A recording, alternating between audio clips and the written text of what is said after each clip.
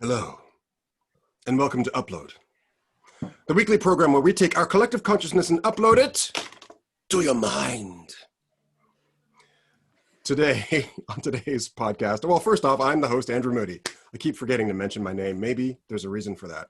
And, of course, joining us today, Bobby Del Rio. Hi. Oh, wow. Mr. Magic. Todd Van Allen. Apartment walls are more important than people. The irrepressible Lewis Taylor. The pen did it. A returning guest, Megan Larson. Hello, I'm back. And for the first time ever, not only one, but two women on the program. Two chicks. Two of us. Oh, Lone, what's going on, man? wow. Calm down, Todd. Jeez, Calm the down, simps Todd. are taking over, dude. All right. Wow. The one, Okay. the only, the amazingly talented, super smart, and you better live up to this.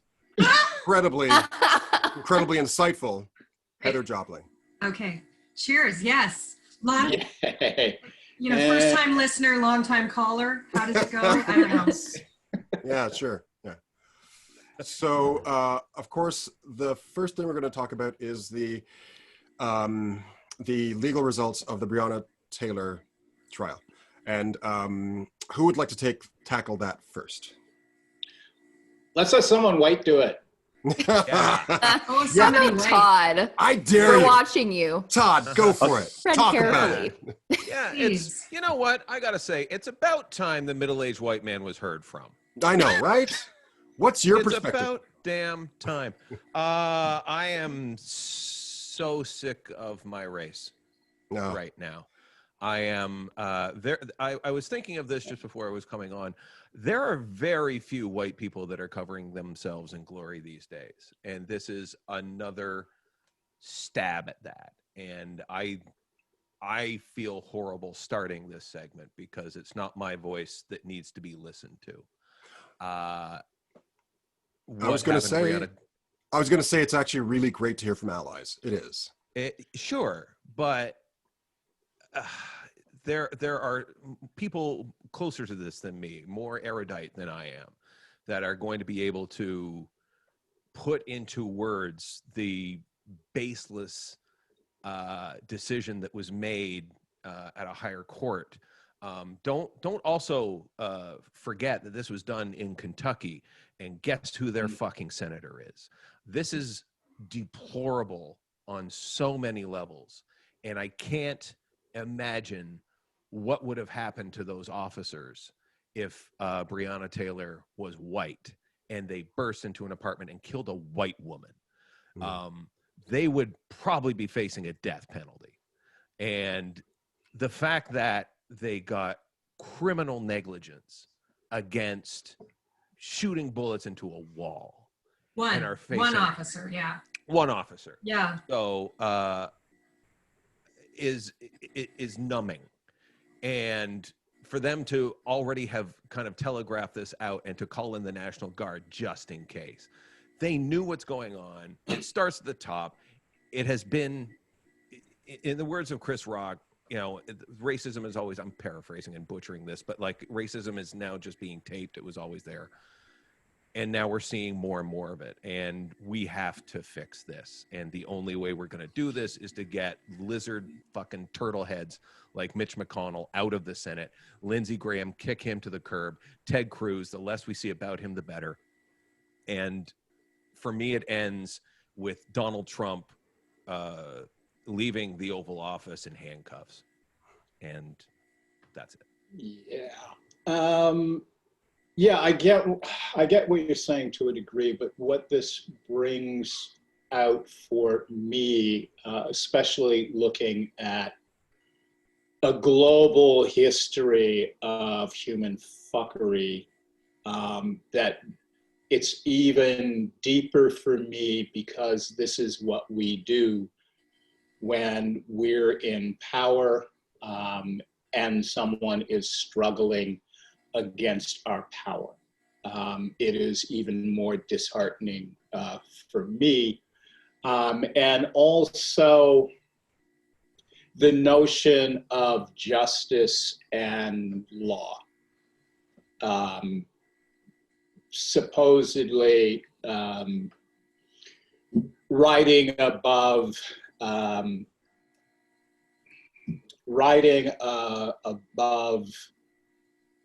what's the word I'm looking for? And I just lost my brain again.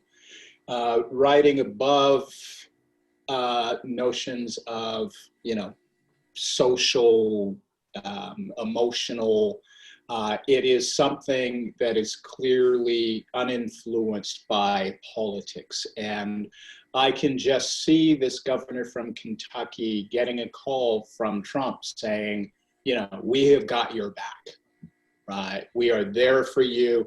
There is a whole system that is rising up and saying, no more, we're going to shut this down, just as we always have.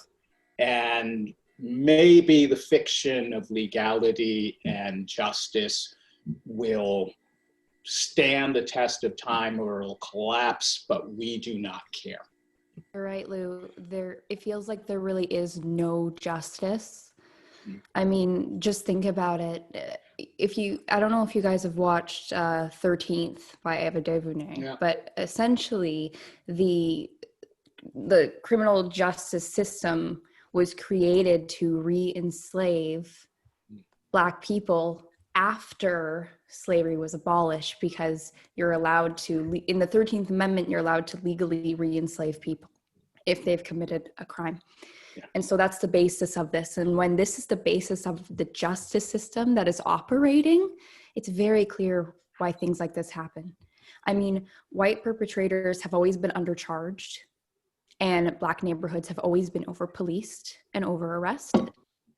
And especially when it comes to cops, the justice system is always working in favor of them no matter what they do. So it's terrifying and it's terrible. And you're right, Lou. It's almost as if justice is a myth.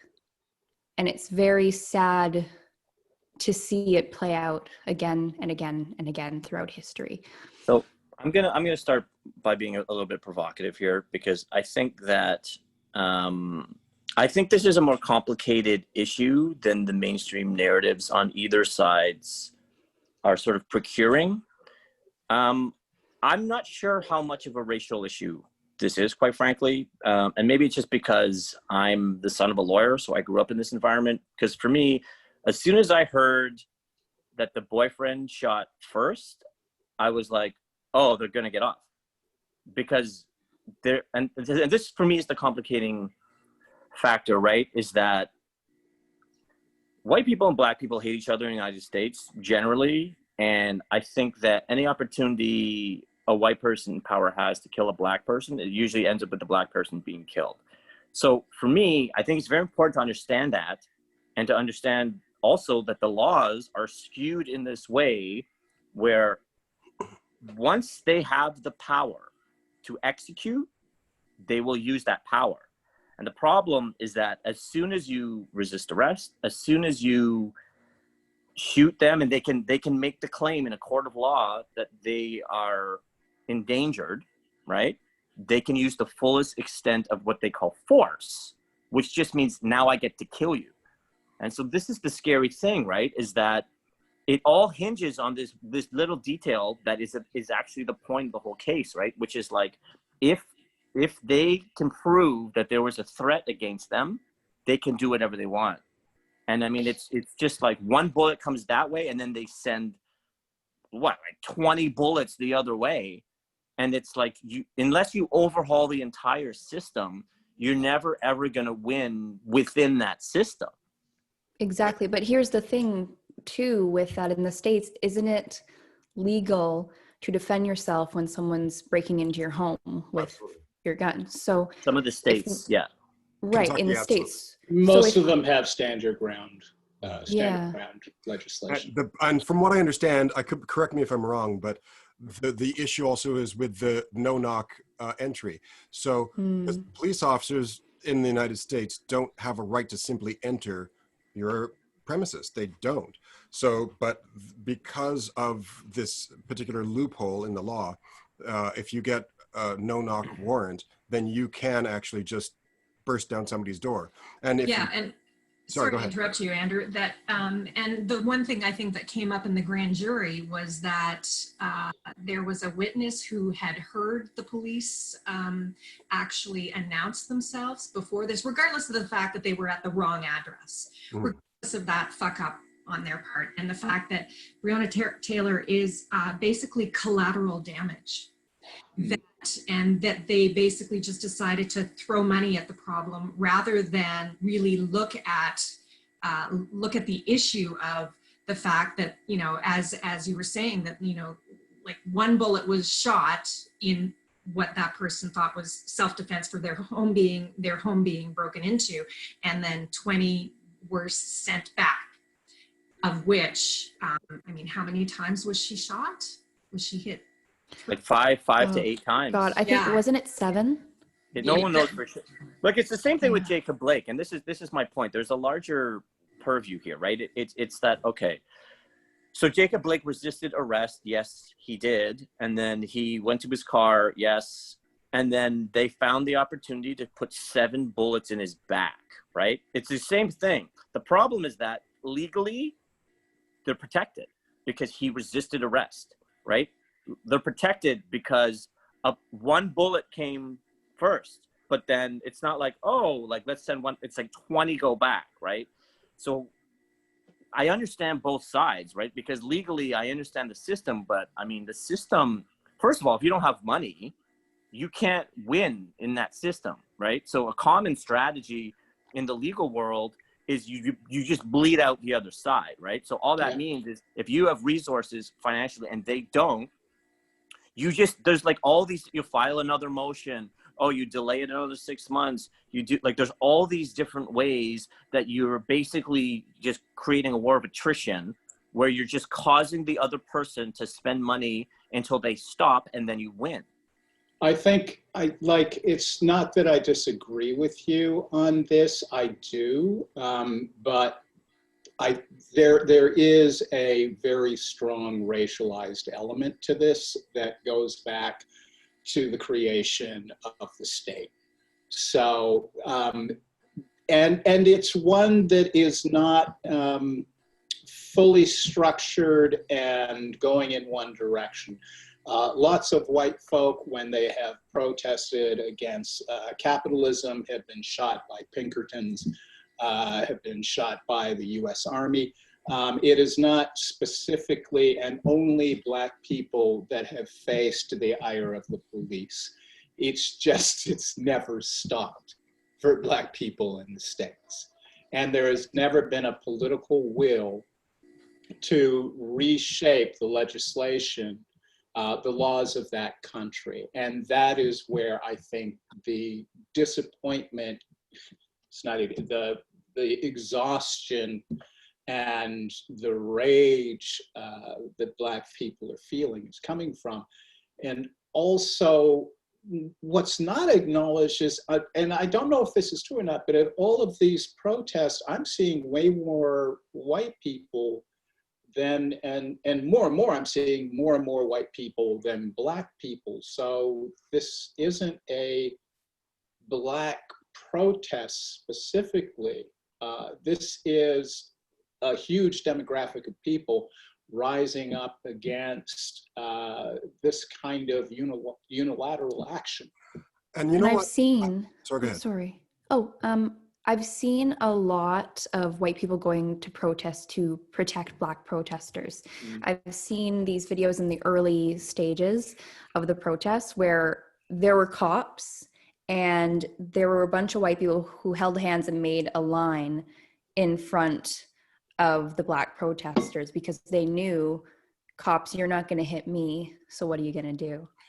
And I was going to push back a little bit on what Bobby said, because I honestly, after having been in the States a few times working and stuff, and even in Missouri, I honestly don't think that that many black people and white people hate each other. I really don't. I think a large majority of Americans, both white and black, actually get along quite well.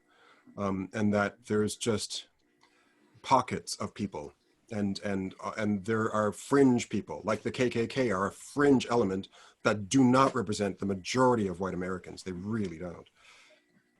See, I understand the frustration of the African American community because they're being murdered, right? Like irrefutably, you have people who look different who are being killed, and leads to poverty and incarceration, right? Like I don't think that you can argue these facts, but for me, I guess, and I was sort of inculcated into a legal system growing up, so I understand. It like everybody gets screwed in the legal system, right? It's like men complain about they're less likely to have child rights, and like there's many different people who, depending on how the system has been set up, it's either advantageous to you or not advantageous, and it really skews money. Right. So the more money you have, the more likely you are to get justice within that paradigm.